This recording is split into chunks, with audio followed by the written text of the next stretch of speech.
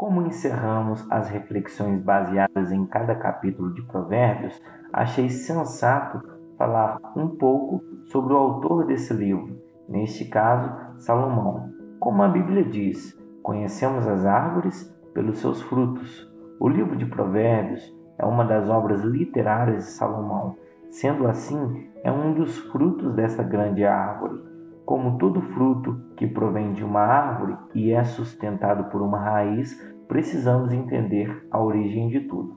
Abra a Bíblia em 1 Reis, capítulo 4, do versículo 29 ao 34. Diz assim: Deu também Deus a Salomão grandíssimo entendimento e larga inteligência como a areia que está na praia do mar. Era a sabedoria de Salomão maior do que a de todos os do Oriente e do que toda a sabedoria dos egípcios. Era mais sábio do que todos os homens, mais sábio do que Etã, Esraíta, e do que Emã, Calcol, Darda, filhos de Maol. E correu a sua fama por todas as nações em redor. Compôs 3.000 provérbios e foram seus cânticos 1.005. Discorreu sobre todas as plantas, desde o cedro que está no Líbano até o ísopo que brota no muro. Também falou dos animais e das aves, dos répteis e dos peixes. De todos os povos vinha gente a ouvir a sabedoria de Salomão, e também enviado de todos os reis da terra que tinham ouvido da sua sabedoria. A primeira coisa que vemos aqui é que Deus deu a Salomão grandíssimo entendimento e larga inteligência. Tamanha era a sua sabedoria que era comparada à quantidade de grãos de areia que estava na praia do mar. Por causa da sua grande sabedoria, Salomão teve um renome internacional. Reis de outras nações enviavam seus emissários para aprender de sua erudição. Sua sabedoria sobrepujava todo o Oriente e inclusive a sabedoria egípcia. E quando a Bíblia menciona o Egito, é porque eles tinham muito conhecimentos práticos e sabedoria armazenada. Não é à toa que Deus confiou um dos filhos de seu povo para ser criado e educado nessa nação. Estou falando de Moisés, que tornou-se um grande líder, um grande gestor, um governante que conduziu seu povo da escravidão para a liberdade. O próprio Salomão fazia leitura da literatura sapiencial egípcia, pois vemos semelhanças de seus textos quando confrontado com alguns textos egípcios. Um outro comparativo mencionado nesses textos foi de grandes homens da sua época, que eram famosos pela sua sabedoria, como Etã, Emã, Calcol e Darda. Para a gente entender o que isso significa, é como listar os nomes de todos os ganhadores do Prêmio Nobel e falar: Salomão é o mais sábio do que todos eles juntos. E a Bíblia deixa bem claro: nem antes houve e nem depois haverá um homem que supere a sua sabedoria. Bom, já temos uma noção básica da imensurável sabedoria de Salomão. Agora vamos entender qual foi a fonte disso tudo. Leia 1 Reis, capítulo 3, do verso 5 ao 9. Em Gibeão apareceu o Senhor a Salomão, de noite, em sonhos. Disse-lhe Deus: pede-me o que queres e eu te dei. Respondeu Salomão: de grande benevolência usaste para com teu servo Davi, meu pai, porque ele andou contigo em fidelidade e em justiça e em retidão de grande coração. Perante a tua face mantivesse-lhe esta grande benevolência e lhe desse um filho que se assentasse no seu trono, como hoje se vê. Agora, pois, ó Senhor, meu Deus, tu fizeste reinar teu servo em lugar de Davi, meu pai. Não passo de uma criança, não sei como conduzir-me. Teu servo está no meio do teu povo que elegeste, povo grande, tão numeroso que se não pode contar. Dá, pois, ao teu servo coração compreensivo para julgar o teu povo, para que prudentemente discirna entre o bem e o mal, pois quem poderia julgar a este grande povo? Uma coisa importante para entendermos aqui é quando Salomão disse: "Não passo de uma criança, não sei como conduzir." Aqui Salomão não se refere à sua idade, pois, de acordo com alguns estudiosos, Salomão nasceu logo depois que Davi começou a reinar em Jerusalém, e Davi reinou por 33 anos, o seu filho então estava na casa dos 30 anos. Então logo nos surge essa pergunta: se Salomão não fala da sua idade, ele fala do quê? Aqui Salomão fala da sua inexperiência para assumir o governo de Israel. Era como uma criança assumindo responsabilidades de um adulto. Eu acredito que a forma cautelosa e reverente que Salomão chegou até Deus, demonstrando humildade em reconhecer suas limitações, agradou muito a Deus. Uma segunda característica de Salomão, no início do seu ministério, que também agradou a Deus, foi a natureza do seu pedido, pois era comum os reis da antiguidade pedir vida longa, morte aos seus inimigos, riqueza, honra, glória, mas Salomão não faz um pedido egoísta centrado nas suas vontades. Ele pede um coração compreensivo para discernir entre o bem e o mal e julgar o seu povo com justiça. Ele não queria apenas assentar na cadeira real e governar e emitir sentenças. Ele queria saber quem estava por detrás dos discursos,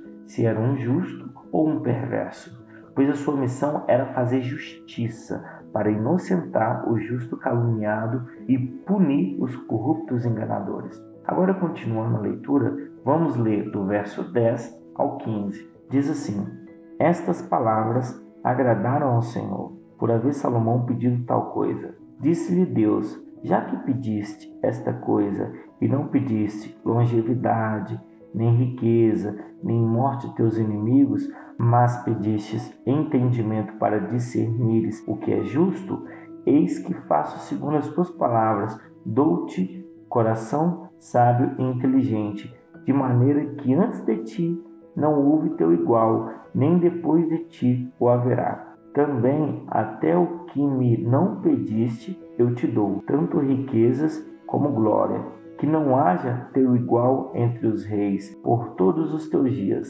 Se andares nos meus caminhos e guardares os meus estatutos e os meus mandamentos, como andou Davi, teu pai, prolongarei os teus dias." Despertou Salomão, e eis que era um sonho. Veio a Jerusalém, pôs-se perante a arca da aliança do Senhor e ofereceu holocaustos, apresentou ofertas pacíficas e deu um banquete a todos os seus oficiais.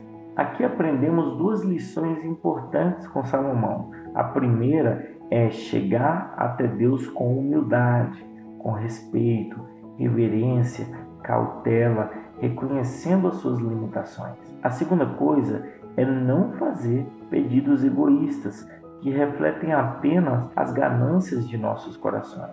Tenho que fazer pedidos humildes que tenham relação com as vontades de Deus para a minha vida e não com as minhas vontades. Isto é, ter forma e conteúdo, pois a união de ambos agradará a Deus. Por isso podemos concluir que pela forma que Salomão chegou até Deus e pelo conteúdo do seu pedido, Deus lhe deu muito além do que havia solicitado, acrescentando riquezas e glórias. E Deus lhe concedeu também uma outra dádiva, mas de forma condicional, ou seja, se ele andar em retidão como seu pai, teria também a longevidade. Mas, infelizmente, não foi o que aconteceu. Bom, agora vamos ver 5 provas da sabedoria de Salomão. Eu gostaria de ler com vocês todos os textos. No entanto, passarei apenas as referências para vocês estudarem em casa e farei alguns comentários. A primeira prova está localizada em 1 Reis, capítulo 3, do verso 16 ao 28. 2 prostitutas que moravam juntas apresentaram um caso para Salomão. As duas tinham uma criança, mas uma delas dormiu em cima de seu filho, e quando ela percebeu que o fruto do seu ventre havia morrido, de madrugada trocou as crianças enquanto sua colega de quarto dormia.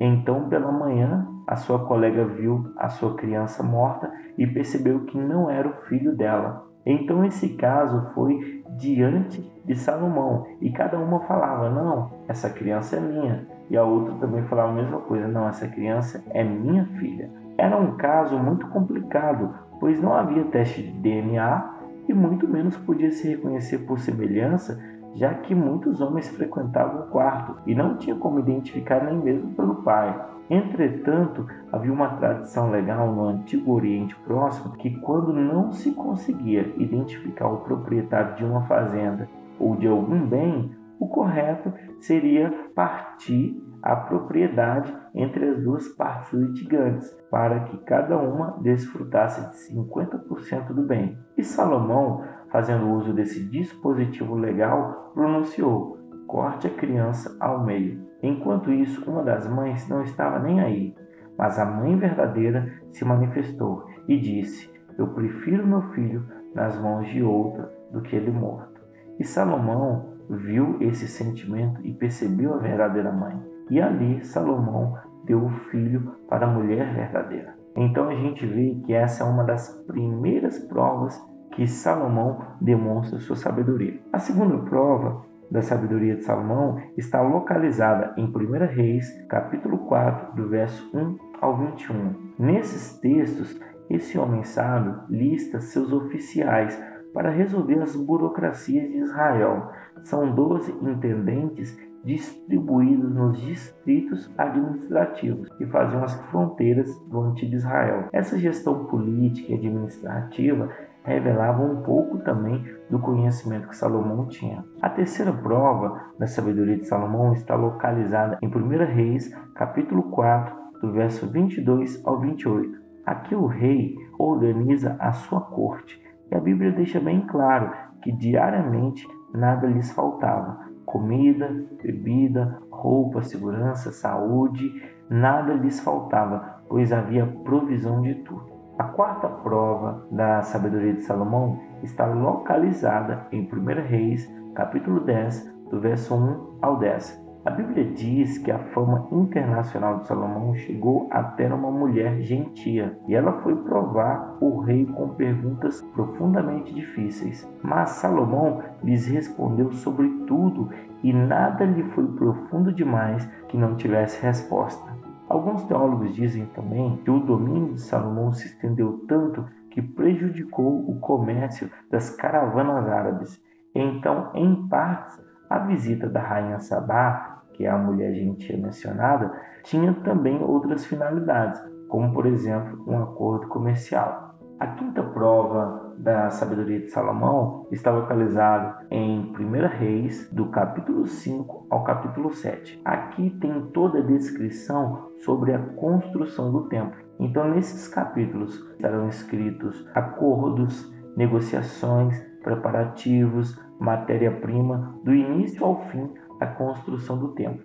Então, em todas essas provas da sabedoria, vemos conhecimentos como administração, como gestão, como liderança, como sabedoria para julgar as coisas. Então, percebemos que Salomão tinha um vasto conhecimento em muitas áreas. Bom, falamos aqui do porquê Salomão encontrou toda a sabedoria, qual foi a sua fonte e as provas de todo o seu conhecimento. Agora, para concluir, precisamos falar também da queda de Salomão, pois, como foi mencionado, Davi andou em retidão até o fim de sua vida, mas vemos que Salomão, no final de seu ministério, começou um certo declínio moral. Vamos ler 1 Reis, capítulo 11, do verso 1 ao 13. Diz assim: ora, além da filha de Faraó, amou Salomão muitas mulheres estrangeiras, moabitas, amonitas, edomitas, sidônias e etéias, mulheres das nações de que havia o Senhor dito aos filhos de Israel: não caseis com elas, nem casem elas convosco, pois vos perverteriam o coração para seguirdes os seus deuses. A estas se apegou Salomão pelo amor. Tinha 700 mulheres, princesas e 300 concubinas. Sendo já velho, suas mulheres lhe perverteram o coração para seguir outros deuses, e o seu coração não era de todo fiel para com o Senhor, seu Deus, como fora o de Davi, seu pai. Salomão seguiu a Astarote, deusa dos Sidônios, e a Milcom, abominação dos Amonitas. Assim fez Salomão o que era mal perante o Senhor, e não perseverou em seguir ao Senhor, como Davi, seu pai. Nesse tempo, edificou Salomão um santuário a Quemos, abominação de Moabe, sobre o monte fronteiro a Jerusalém, e a Moloque, abominação dos filhos de Amon. Assim fez para com todas as suas mulheres estrangeiras, às quais queimavam incensos e sacrificavam os seus deuses. Irmãos, a Bíblia é bem clara em dizer que existem duas coisas que arrebatam o entendimento, o conhecimento de um homem: o vinho e a sensualidade. E me parece que o coração de Salomão, no final do seu ministério, quando já era velho, começou a ser dividido entre Deus e a sensualidade. A Bíblia deixa bem claro que ele tinha um harém de mulheres. Era um harém de concubinas, fora as princesas e as suas esposas, pois era muito comum os reis da antiguidade fazer casamentos diplomáticos para aumentar os seus domínios, a sua riqueza, o seu renome. Então era comum, só que para o povo de Israel era proibido tocar mulheres de outras nações. Por isso que Deus viu e essas mulheres perverteram o coração de Salomão. Há muitas informações extras bíblicas que afirmam que Salomão, por ter se inclinado a outros deuses, começou a praticar magia e se tornando até mesmo um grande feiticeiro. Mas são informações que não estão na Bíblia, então não podemos atestar sua veracidade. Mas vemos que Salomão deixa bem claro a Bíblia que ele se inclinou a outros deuses e começou a levantar altares para esses deuses. Então são algumas informações que podem entrar em confirmação. Mas é claro, nós não podemos afirmar coisas também que nós não sabemos. Mas enfim, como podemos resumir toda essa história? Salomão foi um homem muito sábio e durante a sua sabedoria, o seu temor a Deus, ele escreveu o livro de Provérbios, Eclesiastes e Cantares. Mas no final da sua carreira, ele percebeu que apesar de todo conhecimento, de toda sabedoria, ele perverteu seu coração pela sensualidade. E como diz Oséias, a sensualidade e o vinho deturpam, arrebatam o conhecimento e o entendimento. Por isso que Salomão chegou à conclusão que o princípio de toda sabedoria é o temor a Deus. Então não há nada melhor, meus queridos, do que temer a Deus. Porque por mais que você não conheça as coisas, não conheça as informações, esse temor a Deus é como se fosse o Espírito Santo te guiando em um campo minado. Você não sabe onde tem bomba, você não sabe onde tem mina, mas o Espírito Santo vai te conduzindo mesmo na sua ignorância. Então, nós não perdemos em temer ao Senhor, mesmo quando não entendemos, mas se temermos ao Senhor, nós estaremos praticando o princípio de toda sabedoria. Nós não precisamos cair e falhar como Salomão, porque a Bíblia deixou bem claro, não houve ninguém antes e nem haverá depois com a mesma sabedoria de Salomão. Então, Salomão, com toda a sua sabedoria, falhou e errou. Quem dirá nós, meros mortais, com pouco conhecimento? Mas uma coisa é certa, se nos apegarmos ao Senhor e temer a Deus, começaremos a praticar o princípio de toda sabedoria, e não de toda a sabedoria humana, mas de toda a sabedoria espiritual que vem dos altos céus. Então a minha oração é essa, que possamos dia após dia relacionar com Deus e obter dessa sabedoria mansa, pacífica, pura, que vem de Deus para nós.